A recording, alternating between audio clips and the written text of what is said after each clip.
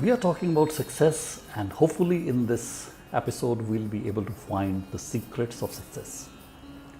I'll tell you a short story, small story, often repeated. John Lennon, one of the four Beatles, who unfortunately was assassinated around the age of 40 years, as a kid went to school, and like all school teachers, they often give you an essay, what do you want to be in life? John Lennon sat quietly through the entire 2-hour examination and ultimately put one word and gave the paper back to the teacher. He wrote, happy.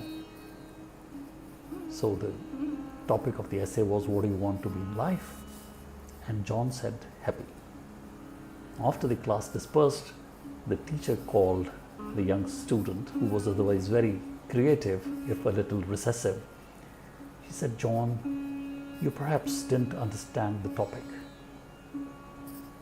John said, teacher, I did. Perhaps you don't understand life.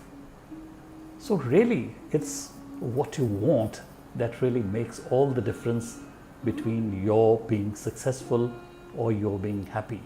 People may find you not successful in the conventional term, but if you think you've achieved what you really wanted in life, you will call yourself successful, and that is what is ultimately the most material thing in life.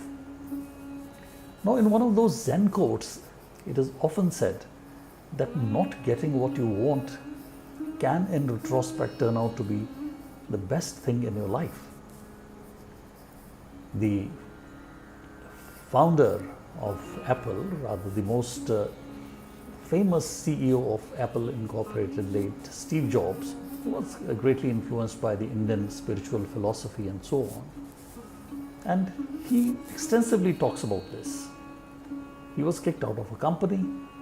He set up his own. That company was taken over by Apple, and ultimately he became the CEO of that company. Now, he said that when those things happened, he could not, in his wildest imagination, reconcile himself that anything positive or good would come out of it.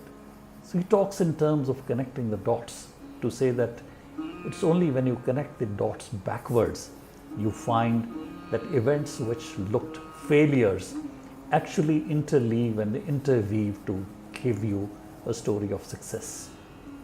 But we are going to now conclude and come to the point, what are the secrets of success?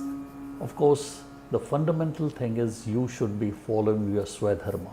You should be following what you feel is the ultimate calling in your life.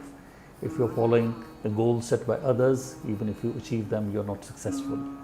So finding the why, modern management speakers like Simon Sinek, they speak about that.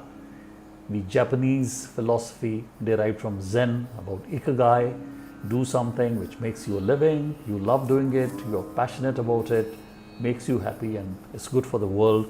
That's Ikigai for you. And of course, we in Holy Bhagavad Gita, centuries ago, Lord Krishna said that it is following that inner calling that is actually going to lead to your being successful and happy.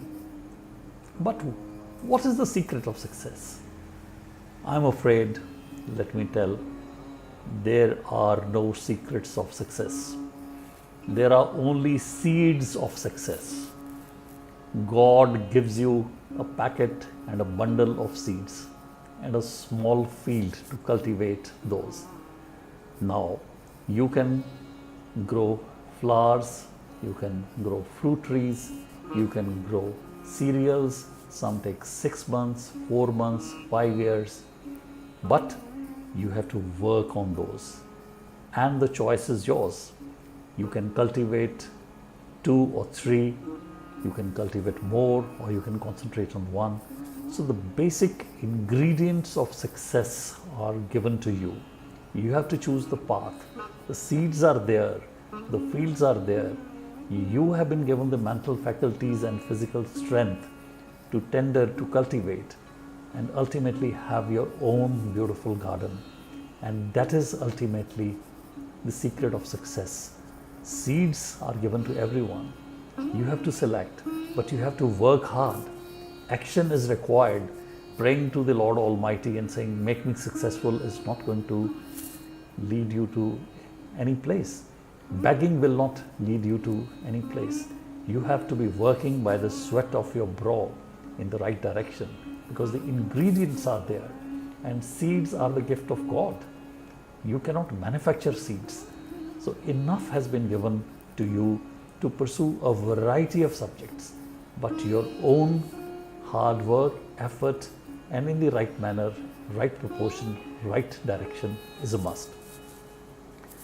I have a small video of the late guru of the Chinmay mission, which I'll be tagging, and you can go through it. It talks in terms of seeds of success. This is a small episode I strongly recommend.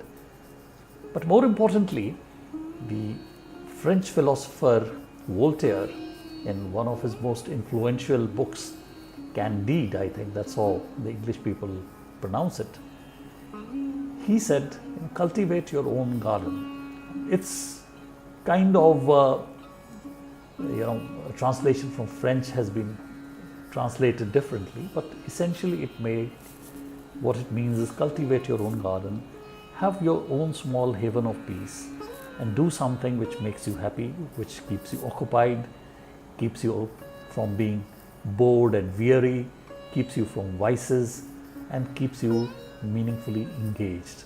So that actually is success. Sometimes we get too much embroiled in the international politics, the American elections, what is going to happen in the parliament today. We forget that this is small garden which we are to cultivate, and our happiness lies here. It's nobody's case that you should not be concerned with global warming. Think globally, but the focus should be act locally. So cultivate your own garden. Voltaire, maybe deriving from the teachings of Holy Bhagavad Gita, and Chinmayananji Swami, who has beautifully put.